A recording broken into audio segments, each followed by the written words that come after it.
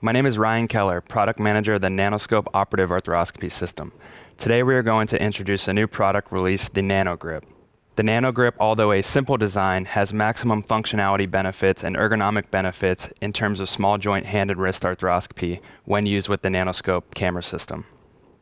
As many of you know, the Nanoscope camera has been released now for over a year. We have seen tremendous usage in small joint arthroscopy, specifically the hand and wrist, due to the ergonomic and small nature of the design of the camera. So now we're going to get into why we released the NanoGrip and its benefits it has with the Nanoscope camera. The Nanoscope outer sheath measures in 2.2 millimeter in outer diameter, again having significant benefits ergonomically in a tight joint space such as the hand and wrist.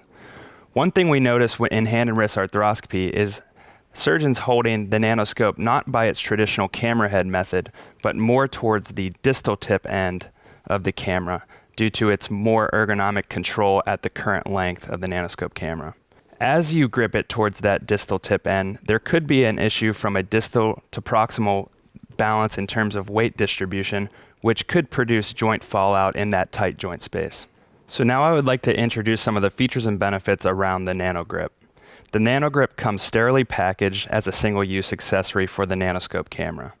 As you can see, there's 4 indentations as well as a tapered tip, which provides the surgeons various indentations based on surgeon preference on the way they hold the camera. The NanoGrip is a silicone device which easily snap fits over the outer sheath of the Nanoscope camera. Here you can see a V-shaped slot which allows a surgeon or assistant to simply place this at various locations on the outer Nanoscope sheath.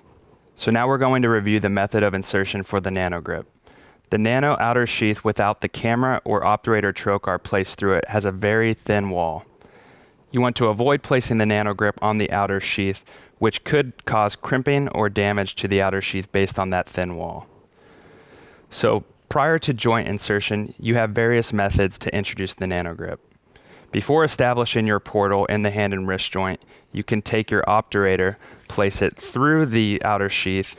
You can take your NanoGrip, line up the V-shaped groove, again based on desired working length, and start with that V-shaped slot, and you'll feel and hear an audible click once the silicone NanoGrip is in place.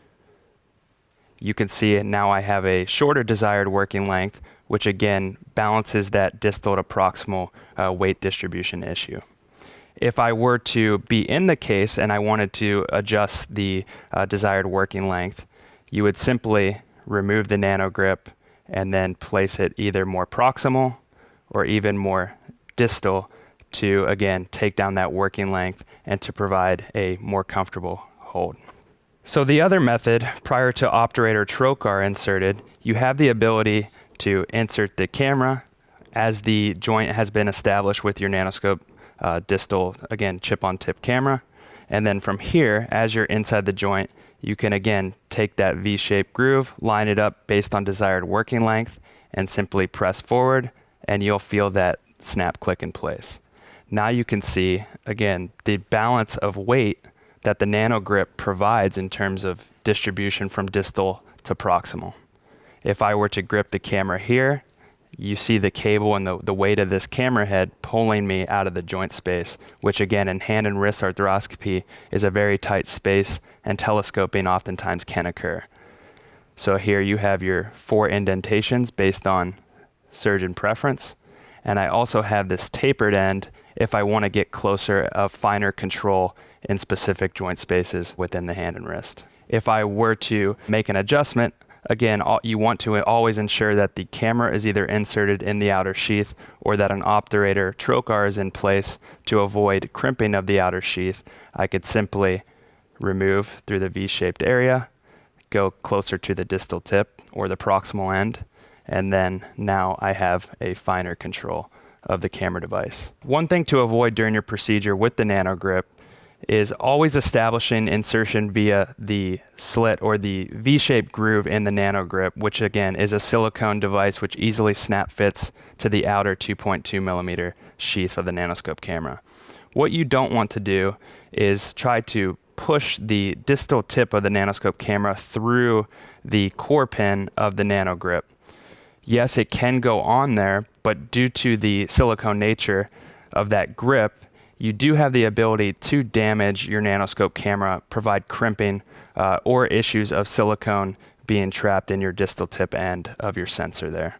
The nanoscope being 0 degree, looking straight north and south, I have the ability to rotate my hand to maneuver the joint space, and the NanoGrip stays in place, again, while also providing the surgeon finer control within that tight space anatomy.